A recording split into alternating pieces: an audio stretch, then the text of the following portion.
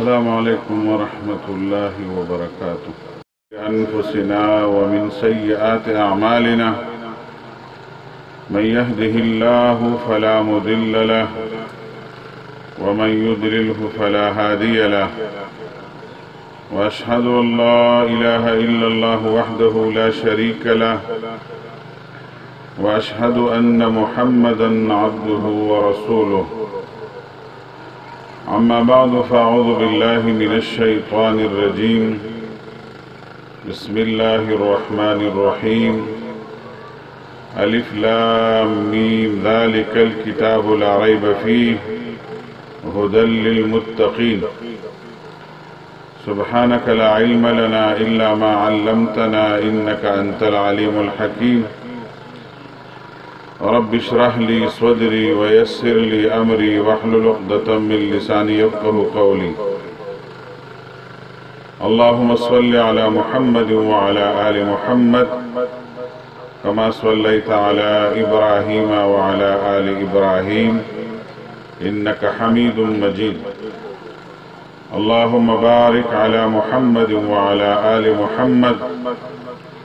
كما باركت على إبراهيم وعلى آل إبراهيم إنك حميد مجيد. فاستيج باندي ناستو عزت بندو مشرانو علماء کرامو حفاظو قراو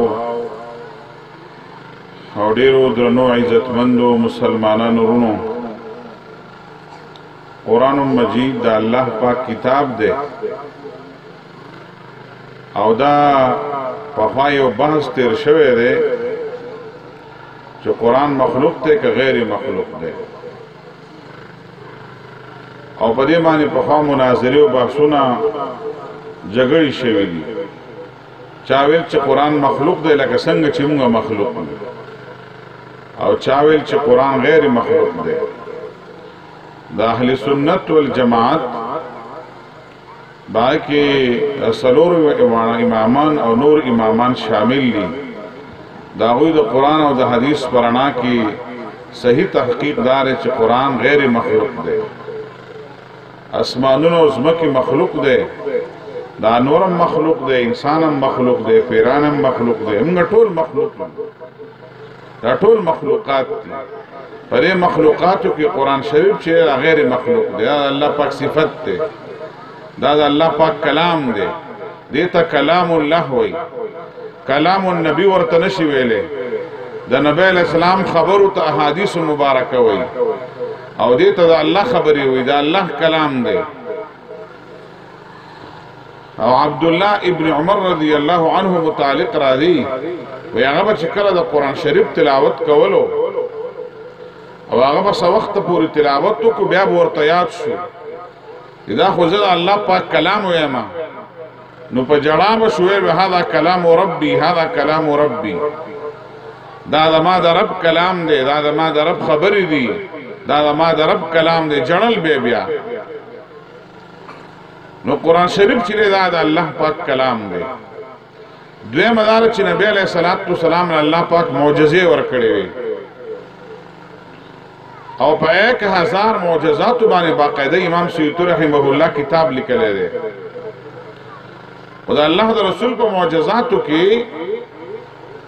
یو اهم معجزه چې د امت په لاس کې وسه مشتغل قرآن شریف دی. د نبی علیہ السلام په معجزاتو کې یو اهم معجزه قرآن شریف دی. قرآن شریف چې په کوم دور کې نازلېدلو په هغه دور کې د عربی ژبې ډېر لوی زور او په عربی ژبه کې به خلکو ډېر غټ غټ شعرونه ویلو، د شعر و شاعرۍ محفلونه او مجلسونو مقابلې به وي، ادبي لحاظ سره، د لغت لحاظ سره، معنی لحاظ سره به د کلامونو ټکراو به. او په دغه دور کې د عربی ژبې یو لویه چرچه وه، لکه څنګه چې په دې زمانه کې د انګریزۍ ژبه چرچه ده او هر څوک د انګریزۍ ژبې نه مرعوب دي، دغه شان په هغه زمانه کې د عربی ژبې یو لویه چرچه وه. او نبی علیہ السلام په خپل عربي ویله. قرآن شریف چې په نبی علیہ السلام نازلېدلو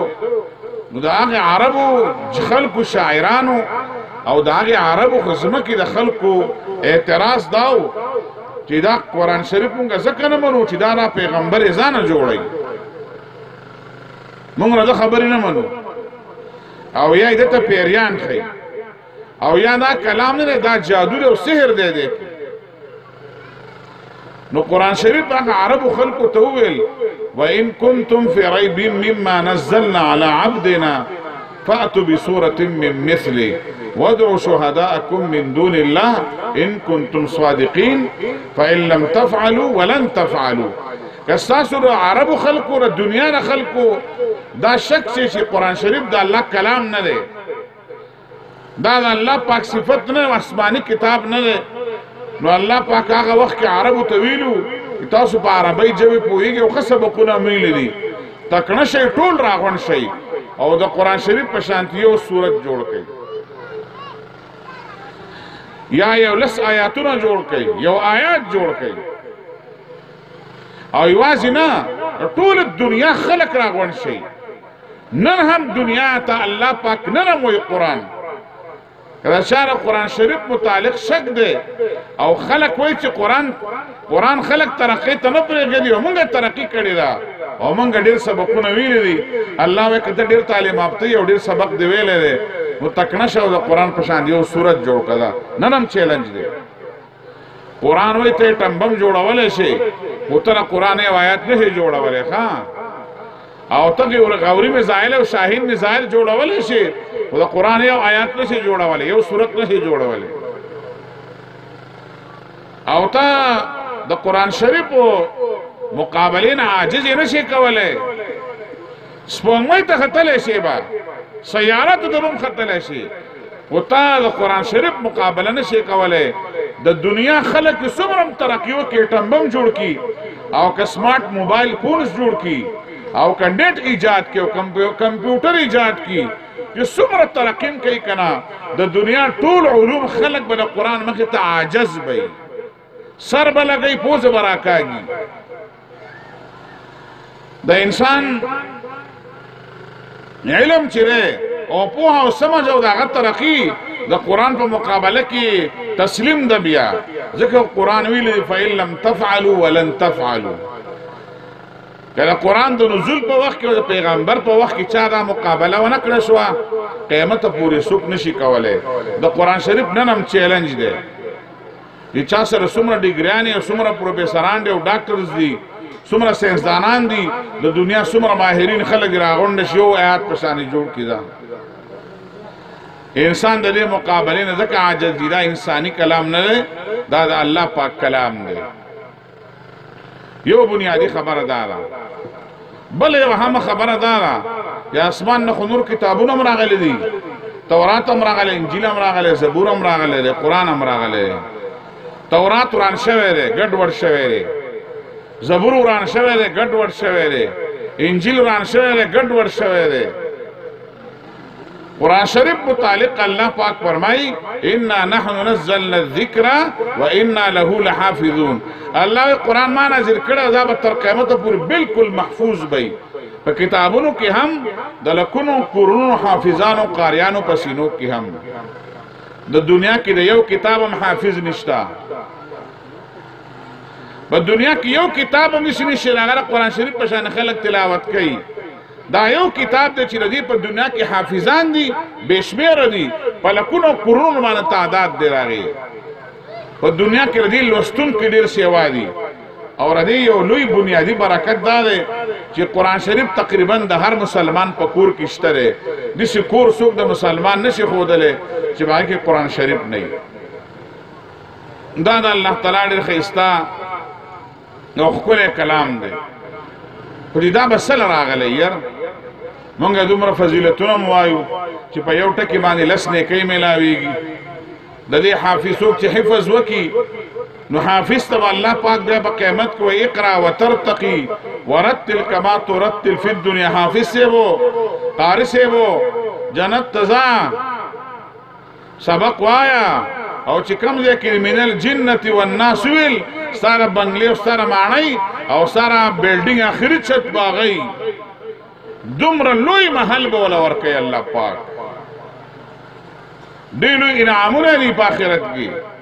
په دنیا کې ثوابونه هم ډېر زیات دي برکتونه هم ډېر سیوا دي خو چې دا راغلی څه لپاره دی نو الله تعالی فرمایي ذلک الکتاب لا ریب فیه قرآن کې شک نشته دی او هدی للمتقین دا پرهیزګارو دیندارو مسلمانانو ته لاره ښیي که څوک وایي زه د پرهیزګارۍ ژوند تېرومه نو د پرهیزګارۍ ژوند به څنګه وي څوک وایي زه دینداري اخیستل غواړم دیندارۍ ژوند تېرومه د مسلمانۍ ښکلي ژوند تېرول غواړم الله پاک وایي قرآن به تاسو ته لار ښیي هدی للمتقین دا مسلمانانو ته د دنیا انسانانو ته لار ښیي هدی للناس ټولو انسانانو ته لار ښیي هدی للمتقین ټولو پرهیزګارو خلکو ته او دیندارو خلکو ته قرآن لاره ښیي زمونږ په معاشره کې خو تصور د قرآن شریف دا دی چې هلکه د ما ستا په پټي باندې جنګ دی راځه چې قرآن درته وکړم ته به تسلي دې وشي زمونږ د خلکو سوچ دا ده چې قرآن د قسمونو دپاره دی یا د مسلمانانو تصور دا دی چې قرآن شریف د ختمونو دپاره دی رمضان المبارک را روان دی الحمدلله الله پاک زموږ ټولو نصیب کړي دغه ثوابونه نو خلک وایي چې بس قرآن شریف هم دا مخصره چې حافظ صاحب و والله ختم دې وکړلو او مخکې شه او یو درې شپو کې خو دا قرآن شریف وایي چې در ختم کړو چېرې دا نور رمضان په قلار ښه مزدار تېر کړو د دې غم نه ځان خلاص کړو یاره هغه د رمضان ختم او هغې ته هم غم وایو چې هلکه بس دا ختم زر زر زر زر وکړه مړه چې بیا رمضان په قلاره تېر او چې څو ختم لره دي نو داسې چایونه او ترمسونه او شربتونه راغستي ته به دا بدر جنګ له راغلی دی دا دې اوس ماښام دونه خوراکونه وکړل ماوستن مانځله بیا یان سره ترمسونه راغستي دي نو تا پر جماعت کې نه موړ شوی لا او بیا پر جمعه کې کړنګ کړنګ دي راغستي دا کور کې دا مړه قرآن شریف ته ښکلی ودرېږه چې د ایمان تنده د مسلمانۍ تنده ماته که د اوبو تندر دې په شربت ماته کړله دې ته ودرېږه دا دې مسلمانۍ تنده ماته کړي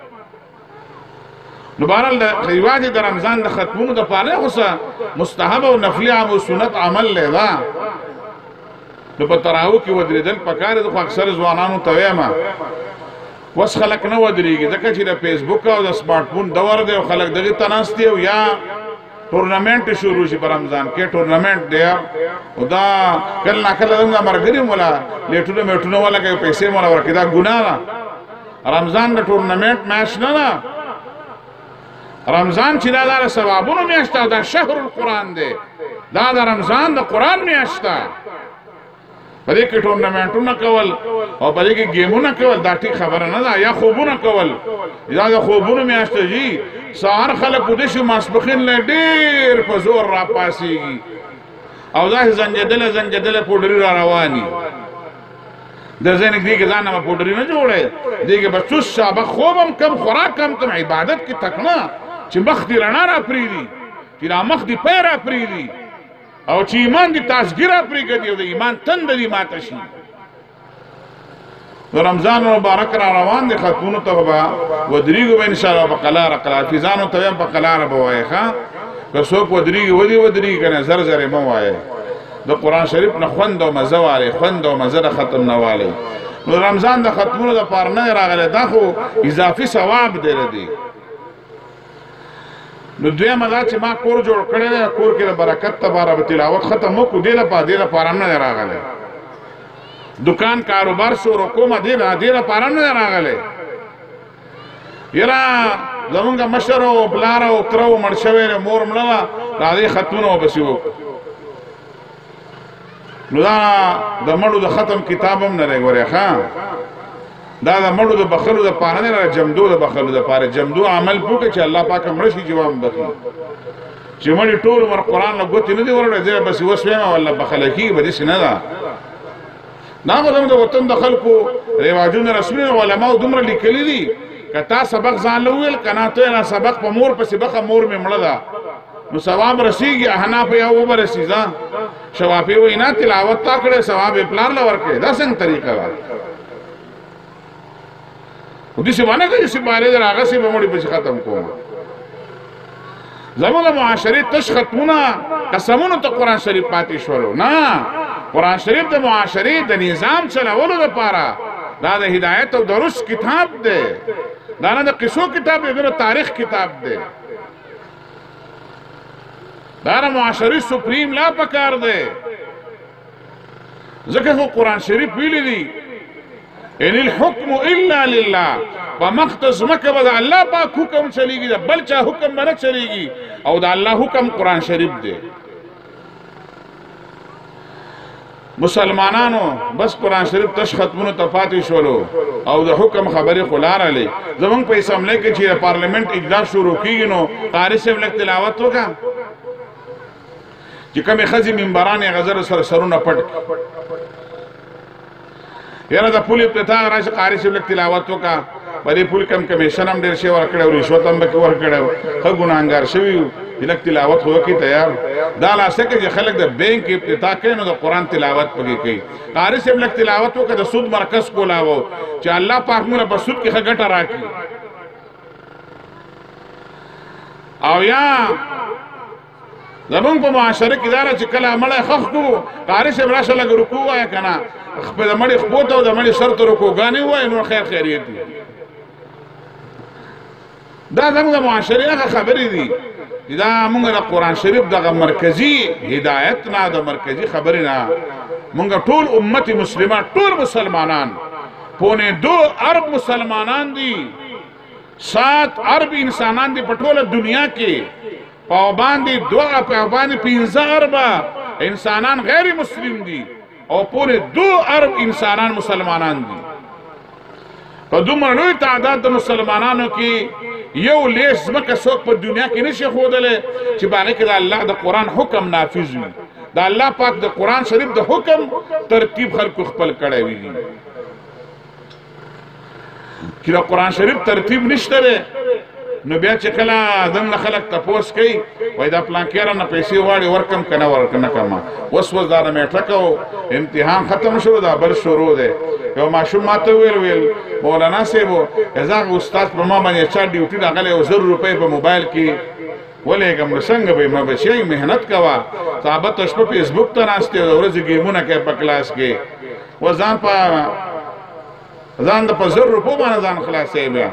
دا کار مه کوه، سبق وایه. ماشومان زیات ناست دي ځکه را خبرې کومه. ټوله شپه ځوانان د فیسبوک سره سار مولا بانګه پورې ناست دي. پخوا به د پښتنو ویل دا د خدرجال ډېره غټه لکۍ به وي، چې هغه سر به یې نه معلوم، دجال ته را پښتانه خدرجال وایي. مونږ ویل چې دا به صحیح، دا فیسبوک هغه خدرجال دی، هغه د لکۍ هغه سر نه معلوم. سلیپي سلیما خو ډېر ښکلی ځای و پخوا او ډرامه خو ډېره ښکلې وه او دا ډمانو لکه دړاګانو دا پروګرام خو ډېر ښه دی ځکه جامې پکې خو اغوستي که نه، په دې کې جامې نه وي. داسې کارونه کم کار زناور نه کوي که نه، د زناور نه اخوا غوندې خبرې دي. اخلاقیات برباد شو، حیا برباده شوله.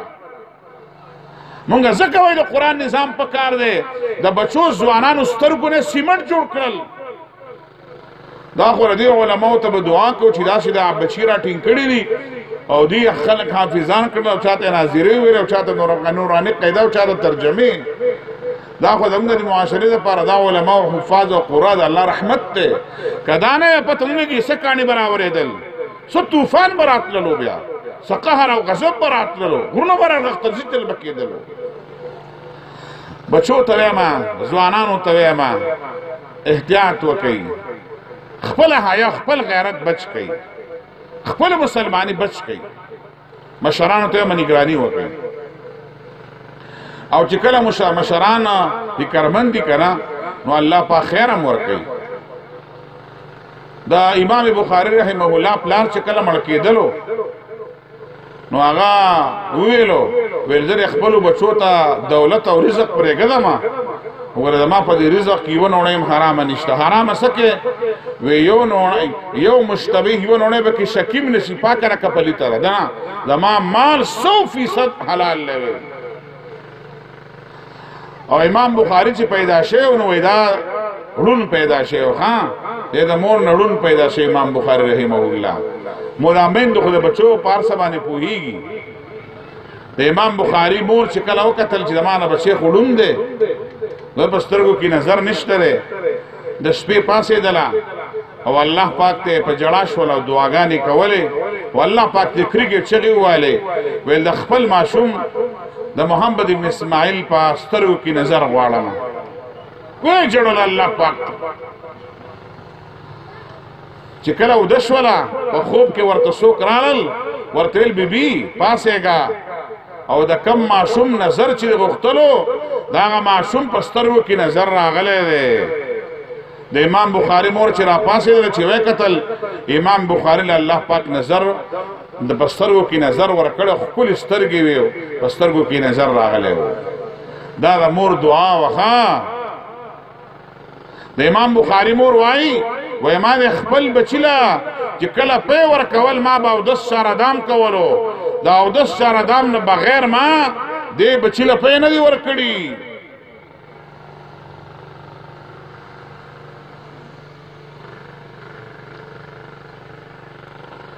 ما دې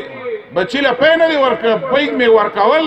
نو ما بغیر او داسنه نه دی ور کړی ما او د سردام کړی دی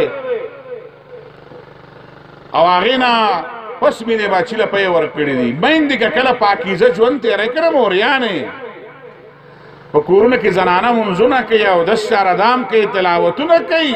دا غوی د بچی بیا محمد ابن اسماعیل امام المحدثین دا جوړیږي بیا کم پلار چې حلاله خوري او حلاله بچو باندې خوري داغه بچو کې امام بخاری پیدا کیږي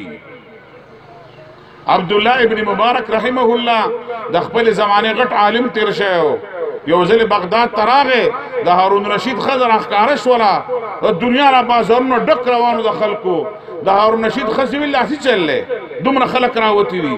ویل یو غټ عالم راغله دی عبد الله ابن مبارک راغله دی هارون رشید چې شپې راغه بیبي ورته ویل ګوره ته بادشاہ نه دی وطن ها د دې بچا وطن بادشاہ بل څوک دی ویل اسه ویلن مالا بازارونو وکتل داسې مخلوق راوته وو ویل ما ته پوسو کو داولې ویل دا پلان کې عالم راغلی دی ویل چې څوک د چا په زړه باندې حکومت کوي هغه بادشاہ دی او تعالی خلق ستا د هیرې د وجې نه راوځي ته بادشاہ نه ویلو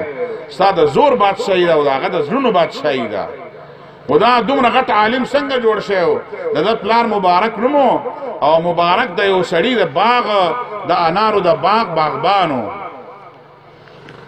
مالک ورته والا کړو څنګه دی باغو باغبانی کوا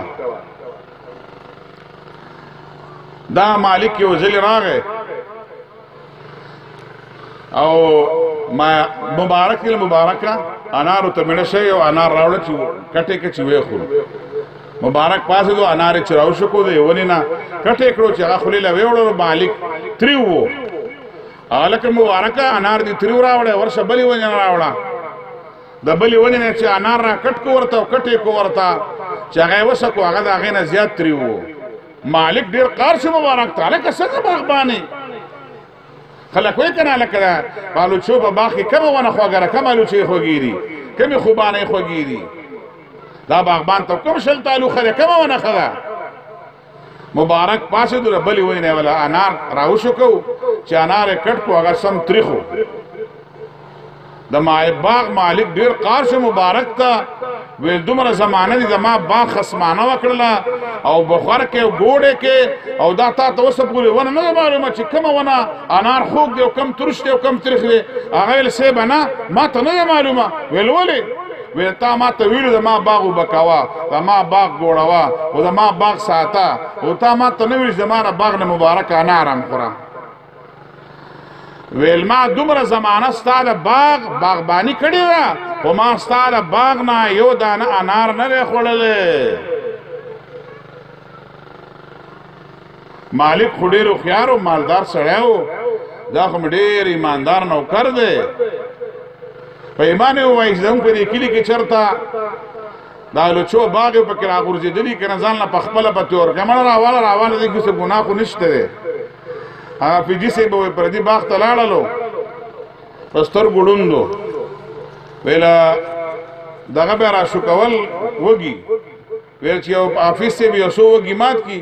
ویل ځان یې پخپله ویل چې یو شل خو دې مات کړي مونږ هغه یو مونږ چې الکه یو سل نو چې خورو چې سل خو دی خوري الکه یو سل تاران راوښو کوم یو سل خو راوښو کا الکه یو سو ټماټر کوړته وېسم یو سل خو وېسا الکه یو سو ګمات کم یو 50 خو مات کا نا خو د لاري شزونه دی او دا خو حلال دی بدی غسونه غبکی یو سو ټماټر تارو چو تل نشي ډینګولې کنه دا ډېر کمزور ایمان دی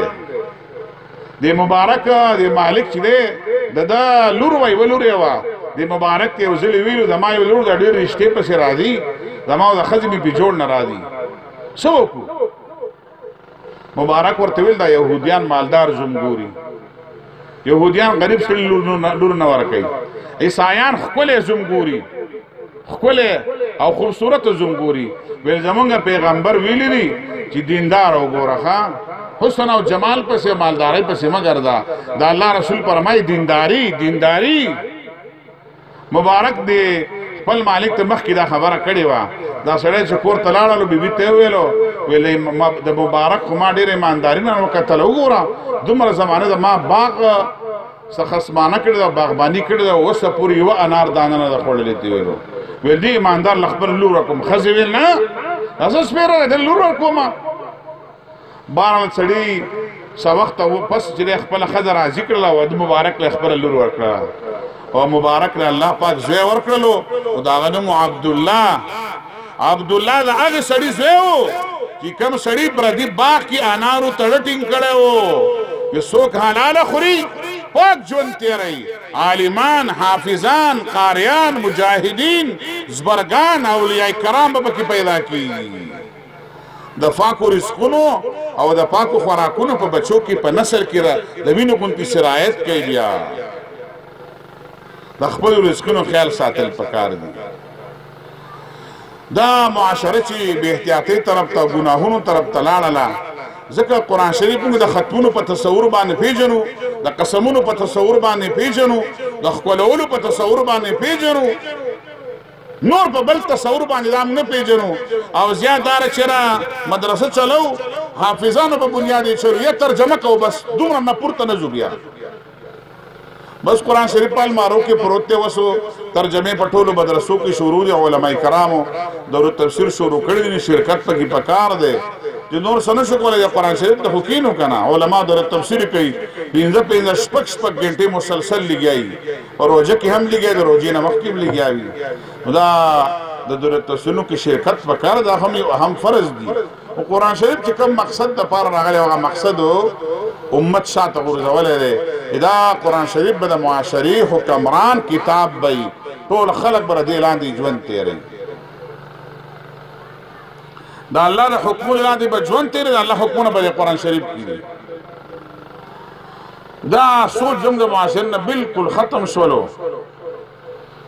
او دا مدرسو او د دې دیني خبرو خو د هم څه وخت کې مخالفت د پرویز مشرف به ډېر کولو مونږ ورته ویلې دا پاکستان اسلام جمهور پاکستان دی او دا د الله او د الله د رسول په نوم آزاد شوی دی دا ځمکه د قرآن دپاره آزاده شوې ده دا ځمکه د قرآن د نظام دپاره آزاده شوې ده خرسریه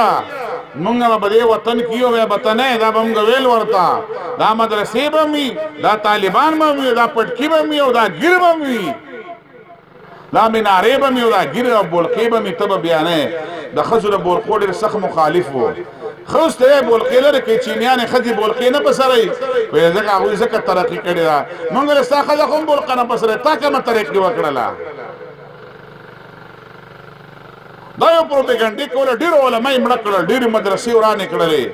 مونږ ویل چا خو به خیرې کړي که نه خیرې قبول شوي دي د چا به داسې بیمارۍ الله ور اچولی دی چې نه مړ کېږي به او نه جمدی کېږي وایي عالم الله دې مړ کړي الله دې نه مړ کوي الله پاک دې ورنځوي د غوښې واډوکې راسته شي ورجېږي او د دنیا د هغه خنډسرو دپاره عبرت شي چې نرم څوک د دیني علومو د مدارسو د جوماتونو او د اسلامي نظام خلاف دی رکاوټ دی نن هم مونږ ویل عبرت والی د مشرف نه او الحمدلله موږ پاکستان کې یو ځل ته پرویز مشرف نشي راتللی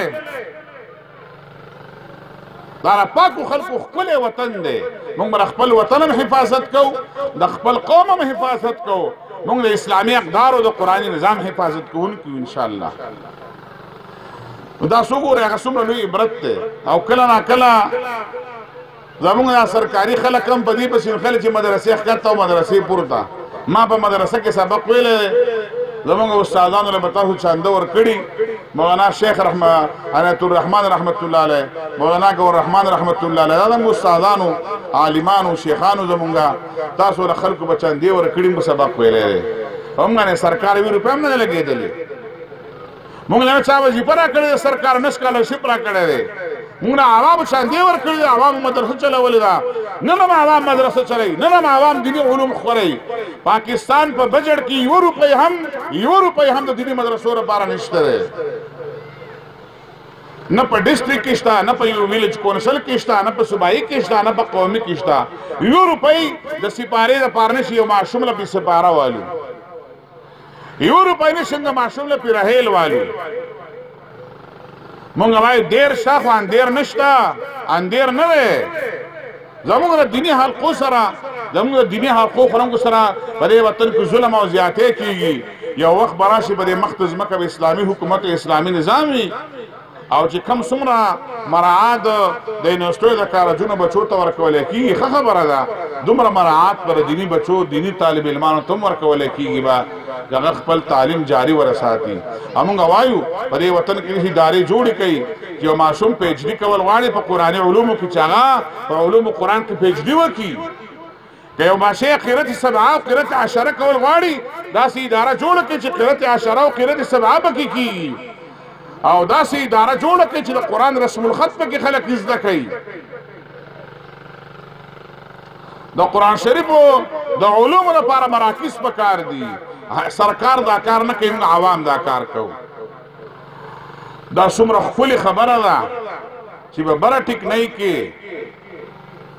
د مولانا شاهد صاحبو یو لوی محنت شروع کړی دی. دومره ښکلي حافظان فارغول، دومره ښکلي د ناظرینه ماشومان فارغول، دومره ښکلی د پټکو انتظام کول او دومره ښکلی پروګرام ډیزاین کول.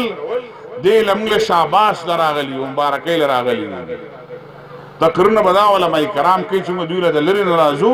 موږ دوی حوصله افزایي له راځي چې دا علما او قرا دا ډېر بنیادي کار کوي. او یو بله اهمه خبره دا ده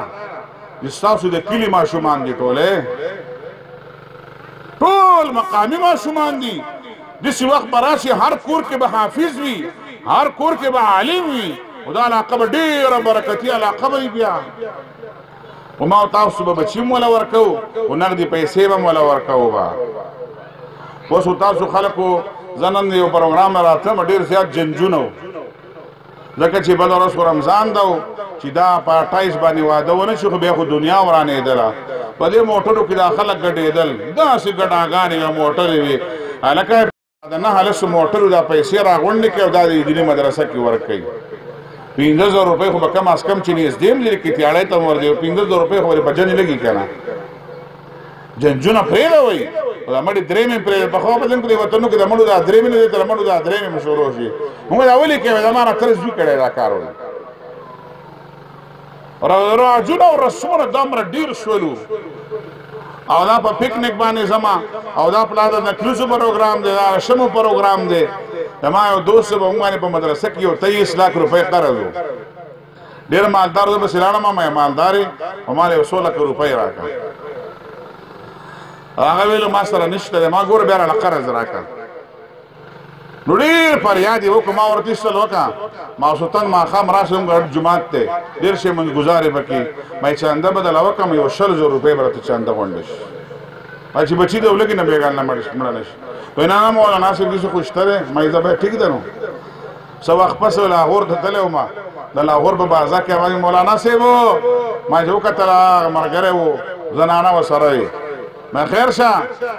و یاره د زیو آدمي دی راغلی شي سودا مودام کول خو غر کې کړم. ما ولې وی په 3 لک روپۍ را باندې د ناو یو کمیس واغستلو. ما خدای پاک ما ډېر شکر دی چې واغستلو. ما چې څوک په دین پیسې نه لګوي خدای پاک پې لوپرې ښځې اړوي. ښځو اورېدل ویل دا څه کوې په 1.5 لک را باندې کټ اغستی دی. ما چې په دین باندې په اسلام باندې په دیني علوم باندې پیسې نه لګي بیا به بچی پوډریانی بچی به لوپرانی او ښځې به صحابت توره شاپینګ کوي با پیسې په دین ولګوه چې جیدان هم محفوظ شي اوس خو مارکیټونه جوړ شولو او دا ټولې خویندې میندې مارکیټونه به خپله ولاړه د الله نه ویرېږي د خدای خاطر وکوي او دا د خپلې حیا او د خپلې پردې خیال وساتئ که ډېر ښکلی سوټ دې ځان نه واخیستلو ډېرې خوښ دی او ډېره ښه پیشني دی و چې حیا دې وبایلله که نه ستا په دغه سوټ باندې لعنت دی چې تا د حیا پرده وبایلله او پردې سړي سره په دوکان کې خبرې وکړلې ورو دا خبره سره ورو کمزوري کیږي اوس ګوره او زنانو سره هم دومره غټې غټې سمارټفونې موبایل دي او په دې باندې هم زنانو ته موبایل مې استعمالوي د الله نه ویرېږئ منځونه او د سنت تلاوتونه ولنه کوئ تا موبایل سره کار یې څه دی نو زنانو ته هم احتیاط پکار دی او د خپلو کورونو ښکلا پکار د زنانو لره زنانه په خپلو کورونو کې هم د دیني علومو او د دیني کارونو ترقي وکړي او دا معاشره دین طرف تم زنانه او نارینه په شریکه باندې بوزو دا مولانا محترم دلته او دا مرګری دلته دا مقامی خلق دلته تاسو اداره چلوي د خپل وسنه وسره زیات تعاون کوي د وسنه زیات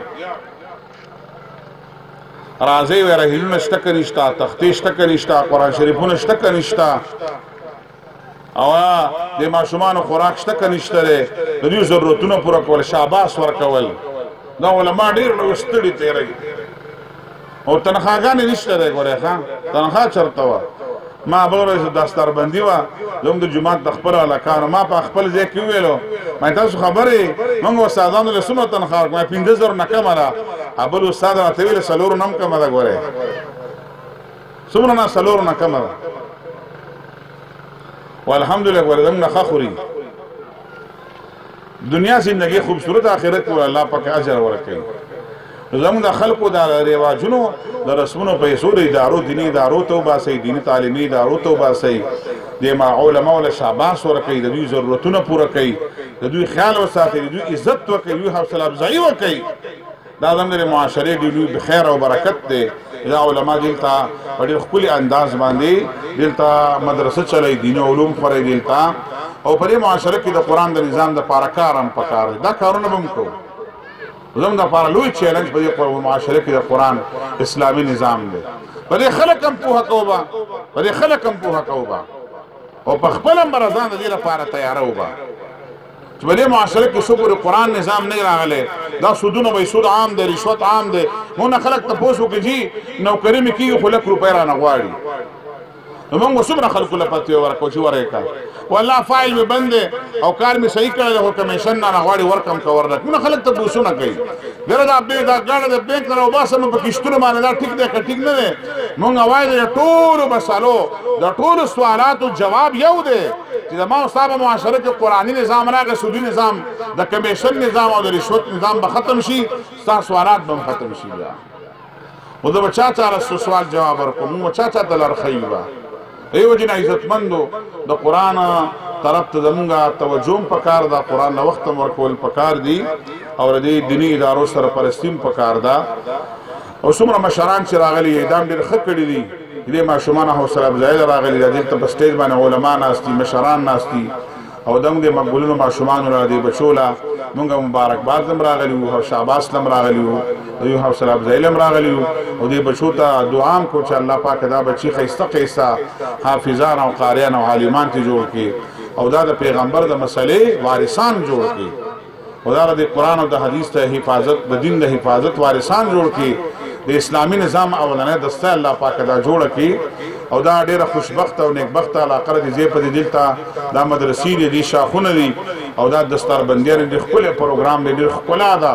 او داسې مجلسونو ته فرشتې راځي ګوره دا ډېر بابرکته روحاني ښکلی مجلس دی ځان سره دې نه خیر هم لرل پکار دي او دا دیني علومو طرف ته توجه هم پکار د خپل بچ دې طرف ته راولېږئ زه خپله هم یو خبره کوم او هغه دا ده چې موږ هم پېښور کې یو ښکلې جامع دارالسلام الاسلامیه په نوم باندې اداره شروع کړې ده سکل هم شروع کړې ده 10 پاس ماشومان داخل چا 10 کړی کوم بچول سم کړه دا هو خواهشي کم والدین خواهشي نا مقامی مرګري پیجنې ما رابطه دوی سره وکي په 16 جولای باندې زموږ ټیسټ او انټرویو وي په 23 جولای په 16 جون باندې په 16 جون باندې په ټیسټ او انټرویو په 23 جون باندې په ټیسټ او انټرویو کوم ماشومان دلچسپي لري د مرګورونو د فتح او اډرس والی او التراشي او 1 جولای باندې ان شاء الله د کلاسونو آغاز وي دغه ماشومان ته فرست ایئر موږ پڑھاو ورته او عربي لینګویج انګلیش لینګویج مرته پڑھاو درس نظامی پڑھاو ډېر خطر تیم الحمدلله شروع کړی دی هغه بچی چې کوم خواهشمند دي ډېر تم سبق ویل شي بهر مناتل شي کوم خلکو علم خواهش ان شاء الله په خطر ترتیب الله پاک غسر تر سي الله پاک دې تاسو ټول دار خپل الله پاک قبول کړي او تاسو د ناس الله پاک قبول کړي او دا اداره الله پاک ټول علاقه د علم شنو وګرځي سبحان ربك رب العزه عما يصفون وسلام على المرسلين والحمد لله رب العالمين.